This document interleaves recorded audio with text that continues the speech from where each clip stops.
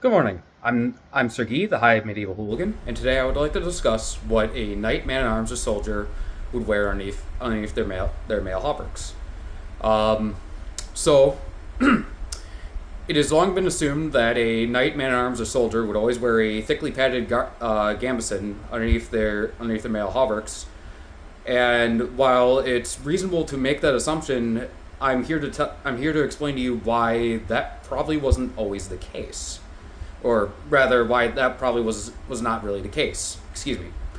And why it was far more common instead to simply wear a stout tunic underneath your mail, such as one made of wool, linen, or quite possibly even silk, if you were of a higher status. Um, I'm going to start with visual evidence, primarily from my copy of the Makowski Bible, and then we'll discuss a few other things after I'm done showing you. Please follow me. The Makowski Bible is an excellent source for life in the 13th century, especially in France. Um, it's also a great resource for arms and armor, and is one of my primary resources. Now, in it, you see many examples of what appears to be a knight or soldier wearing their shirt of mail over top a simple tunic. For example, this soldier here, who is escaping, is fleeing with his brothers in arms from a advancing army. It appears that he's throwing his mail over top either a wool or a thick linen tunic, he's probably a common soldier and not of a higher status. Standing next to him running next to him is another man who seems to be carrying his gambeson, and another one who's already wearing padded armor. It would seem to be that the padded gambeson is an entirely separate article of armor from the mail, in that they weren't really worn together.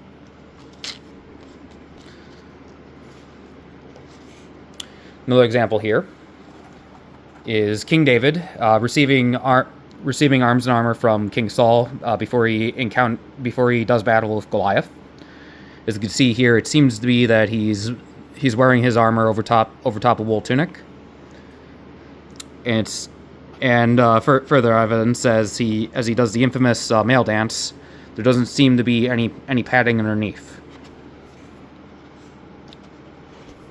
My final example, King Saul again, now dead, and being stripped of his armor and weapons. It seems that he's either wearing a linen or silk tunic, quite possibly wool. You never know, but I'm leaning towards silk, as I said, that was a fabric worn by the wealthy elite, and well, he's a king.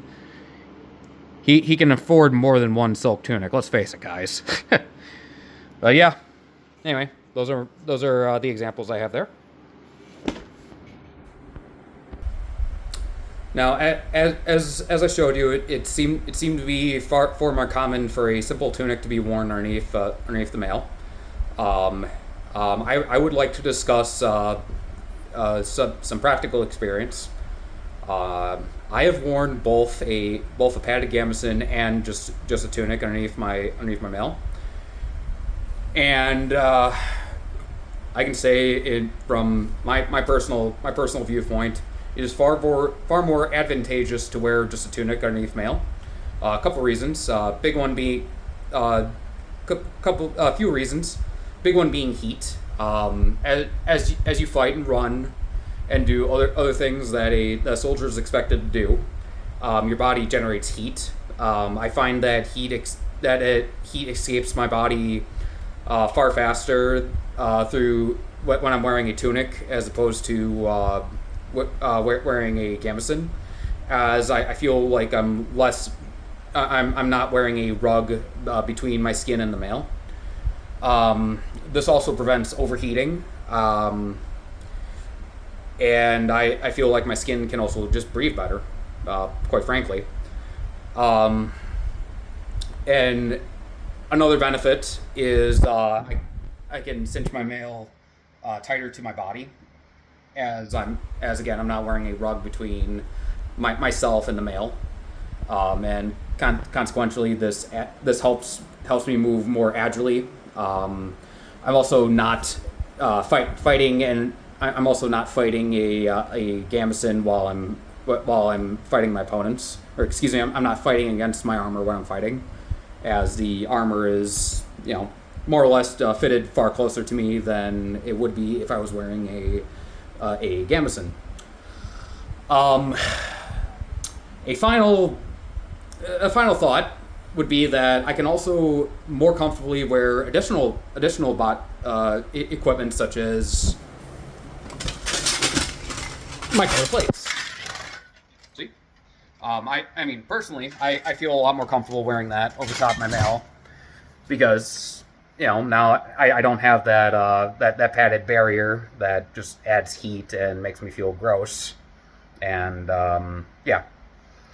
And as I said, I can cinch it tighter to my body, so it truly does become a second skin.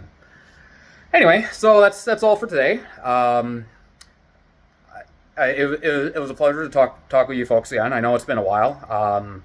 Life has a tendency to get in the way, but I had a lot of fun making this video. I hope I at the very least offered you all some insight. And if nothing else, you all had the pleasure of listening to my voice. All right. Farewell, friends.